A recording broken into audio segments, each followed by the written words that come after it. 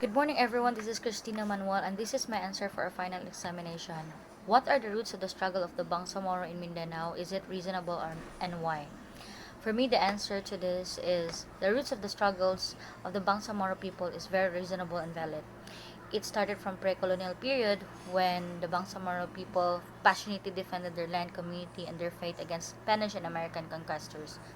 After the colonization, we can see that the post-colonial policies of the government have treated the Bangsamoro people as minorities. What made it worse was the collective memory of the stigma that the Moros have felt. They were branded as people that needed to be civilized. The Bangsamoro struggle has been labeled one of the longest running conflict in the world. Through this historical, economic, and social standpoint, one could better understand why there is a clamor for self-determination autonomy among these areas. Philippine government has also lapses on their side because they saw the Moro people as people that must be subdued and conquered, forgetting what a nation is supposed to be. The Philippines must accept that the Bangsamoro people as one of their own, and that the Bangsamoro people must accept that they are Filipinos at the same time. Peace building efforts have been in the works for many years, and there are many agreements that have been established, but Bangsamoro people felt that they were not satisfied with the provisions and implementations of the said agreement, which is self-determination and autonomy among these areas. Their struggles is very reasonable, and it's about time we have to make an action to hear their cries. Bangsamoro people should not be fighting with guns but must be fighting with their lives. I'm very sad of the lost lives of our soldiers.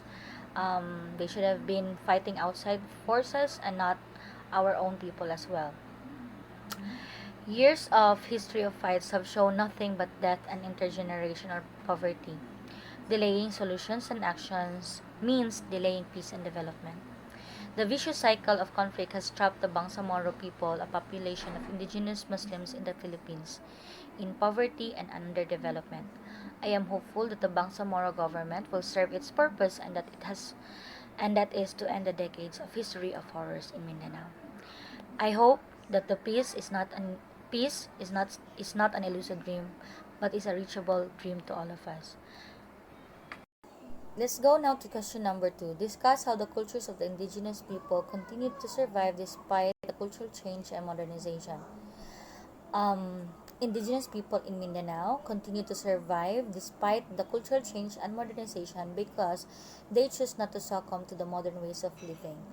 Up to this day, the indigenous people have preferred to live on the mountainsides of Mindanao, living the traditional life. Their history, tradition, beliefs, language, and practices are alive as seen through the ornaments of the every woman and man and every woven dresses that they wear. We can also see um, and hear uh, their rich tradition to their poetry and even to their music and dances.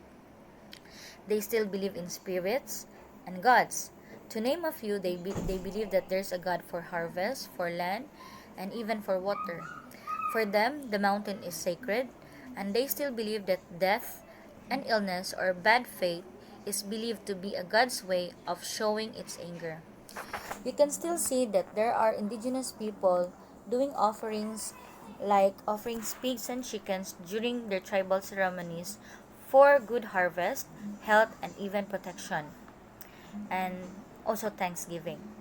I feel like their culture is still thriving despite the modernization because they don't ignore their traditions, and what they show to us is actually a critical piece of our culture and foundation of our society. Tradition is a great force that brings families together, not just only family but communities.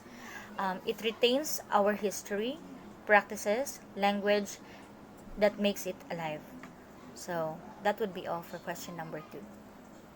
Now let's go to question number 3. As an educator, what particular initiatives you can introduce to promote a long-lasting peace in Mindanao, and how effective are these initiatives?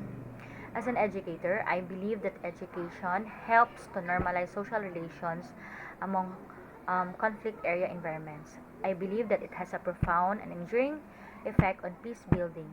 As an educator myself, the thing that I can do to build resilient communities is that I will first I will enrich the capacity of my students, not just only in their only the academic disciplines, but integrate them to the realities of life.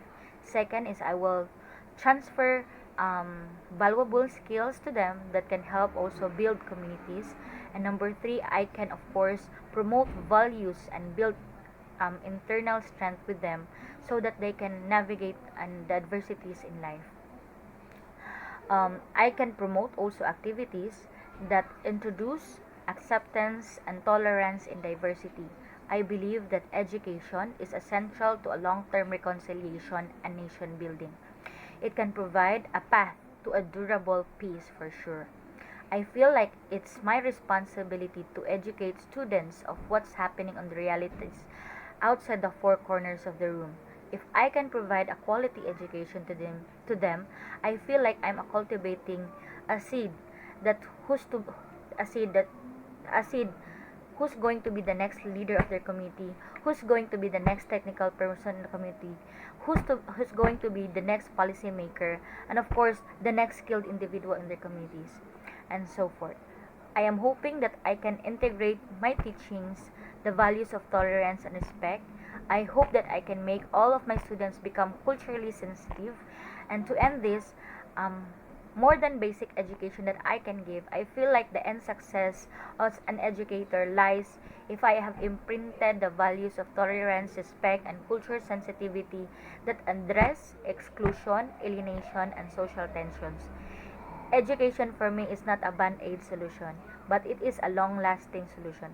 Remembering history and learning history of the past helps build a better future. That would be all. Thank you.